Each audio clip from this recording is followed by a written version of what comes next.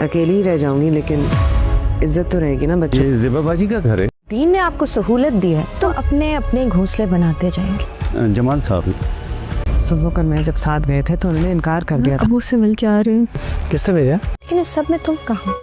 अगले एपिसोड में हम देखने वाले हैं कि ज़ेबा की निस्बतन पुरसुकून जिंदगी में जामी से मुलाकात के बाद काफ़ी ज़्यादा हलचल मच चुकी है, क्योंकि उसे अपना माजी याद आ रहा है और वो कहीं न कहीं ये सोच रही है कि काश 22 साल पहले जामी का भेजा गया खत उसकी माँ ना पढ़े। लेकिन जहाँ ज़ेबा अपने सारे जज्बात और एहसासात को दबा के बैठी होगी, तो वहीं जामी बहुत ज़्यादा बेताब होगा कि वो एक मरतबा फिर से ज़ेबा से मिले। और ज़ेबा जब घर से बाहर निकलेगी तो उसकी एक मरतबा फिर से मुलाकात जामी से होगी, लेकिन लग ऐसे रहा है कि ये मुलाकात इत्तफाकिया नहीं है, बल्कि जामी की कोशिशों से ये मुलाकात हुई है। इस मुलाकात के बाद जामी को कहीं न कहीं ये गलत फहमी हो जाएगी कि ज़ेबा तक उसका रास्ता बहुत ही आसान है और ज़ेबा भी राजी है। जिस तरह से पिछली वीडियोस में बता चुके हैं कि सुमेरा भी ज़ेबा को समझाने की कोशिश करेगी कि जिस शख्स के लिए वो जिंदगी भर तड़पी है, वो शख्स अब उसके सामने है तो उसे कदम बढ़ाना चाहिए। वो उसे शरीयत और इस्लाम के हवाले भी देगी, लेकिन ज़ेबा यही सोचेगी कि अगर उसने ऐसा काम कर लिया तो लोग क्या सोचेंगे। लेकिन सुमेरा जब बहुत ज्यादा जोर देगी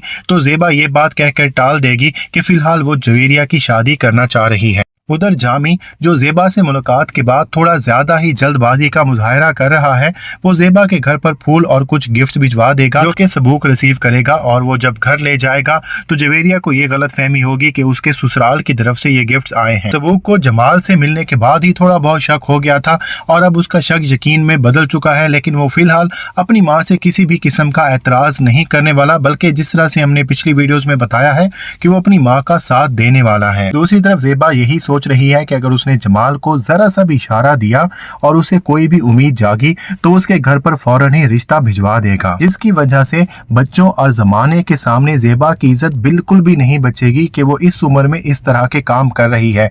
इन सारी बातों के सोचने के बाद और जब जवेरिया ज़ेबा को ये बताएगी कि वो अपने बाप से मिलने गई थी और उसके बाप ने ये शर्त रखे वो जवेरिया की शादी पर आने के लिए तैयार है अगर ज़ेबा खुला का नोटिस वापस ले ले, और ज़ेबा ये सोचने पर मजबूर हो जाएगी कि एक जवेरिया की शादी में उसे बाप के ना होने की वजह से कितनी बातें सुननी पड़ रही हैं और बाकी दो बेटियां और भी बैठी हुई हैं, तो एक मर्तबा फिर से ज़ेबा अपनी जिंदगी पर अपने बच्चों की जिंदगी और उनकी ख्वाहिशात को प्रेफर करते हुए अपनी सारी ख्वाहिशात कुर्बान कर देगी, खुला का नोटिस वापस ले लेगी ताकि उसका शौहर इस शादी में शिरकत कर सके और बाकी दो बेटियों का रिश्ता भी जब हो तो वो आ सके। और ये ड्रामा दो सोशल बैरियर तोड़ने वाला है। पहला ये कि अगर आपकी शादी नहीं चल रही तो सारी जिंदगी बर्बाद करने की बजाय शादी के शुरू में ही तलाक लेना मुनासिब होता है। अब ये पैगाम उन्होंने डायरेक्टली तो नहीं दिया, लेकिन जिस तरह से उन्होंने दिखाया है कि ज़ेबा की जिंदगी भी बर्बाद होगी और उसके बच्चों की जिंदगी पर असर अंदाज होगी। और दूसरा मैसेज ये है